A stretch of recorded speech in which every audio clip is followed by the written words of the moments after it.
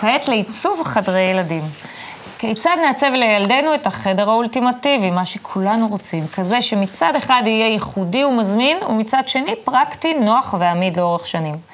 גם כשחיים בו שני ילדים ביחד. כל הפרטים בכתבתה של אדריכלית הפנים, גת נמיר חוטר ישי. כולנו רוצים את הטוב ביותר עבור הילדים שלנו. בתחום עיצוב חדרי הילדים השמיים הם הגבול, ולעיתים גם הגבול הזה נפרץ. אבל מעבר להגשמת פנטזיות, יש עוד הרבה דברים שצריך לקחת בחשבון. שלום למילי עשור, מנכ"ל האוסין, מה שלומך? מצוין, תודה. אני חייבת להבין מה ההיסטריה סביב העץ המלא. למה זה כל כך חשוב? ההיסטריה סביב העץ המלא, קודם כל זה משהו שהיה מאז ומתמיד. פשוט היום יש לזה יותר מודעות. העץ המלא הוא עץ שהוא טבעי, הוא חומר זה כמו להכניס את הטבע ואת הבריאות לבית ולחיים. יש לזה חשיבות מאוד גדולה בחדרי ילדים ונוער. היום ילדים ונוער כמובן נמצאים הרבה יותר בחדרי ילדים, אז יש להם חשיבות שהחומרים יהיו חומרים טובים, חומרים שלא מתקלים, שלא מפרישים כל מיני דברים, ונוכל לנשום אותם בצורה בטוחה. עכשיו, מעבר לעץ המלא יש גם חשיבות, זה כל המכלול ביחד, שזה גם העץ, גם הצבעים וגם הדבקים. חשוב שהצבעים והדבקים יהיו מחומרים אורגניים, מחומרים שהם לא רעילים ודוקים לסביבה, שלא יהיה בהם לא עופרת, לא ציאניד, כי מאוד חשוב מה הסביבה של הילד ומה הוא נושם, והרבה פעמים צבעים שהם רעילים, אז הם בעצם מפרישים את זה לסביבה שלנו, ואז הילד נושם, והסביבה היא סביבה פחות בריאה לחיות בה. לפעמים את החדר חולקים שני ילדים ואפילו יותר. איך ניתן לגשר על הפערים האלה בעיצוב?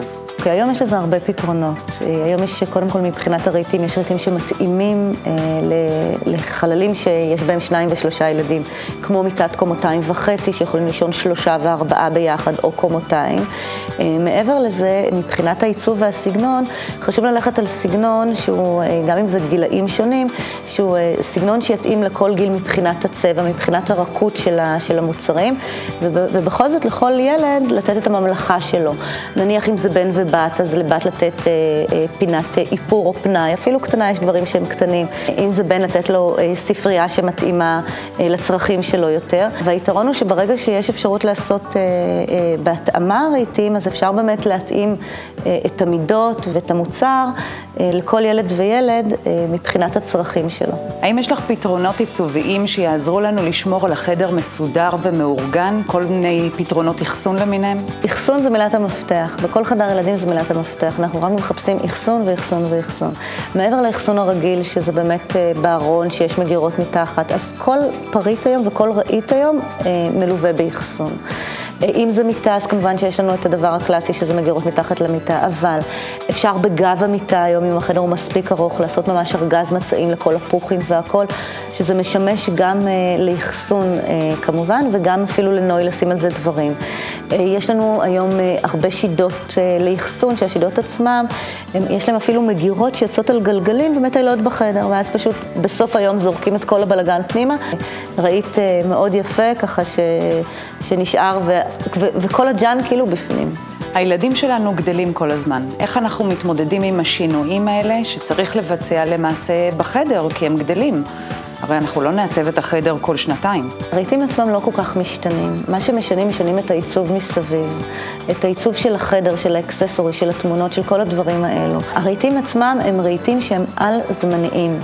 ברגע שאתה לוקח את הצבע הנכון, אז אתה יכול להתאים את זה לכל גיל. אז אפילו לגיל קטן, ללכת על ידיות מצוירות, גיל יותר בוגר, ללכת על ידיות שהן מתכת, אגרסיביות יותר. הכל תלוי בתקופה.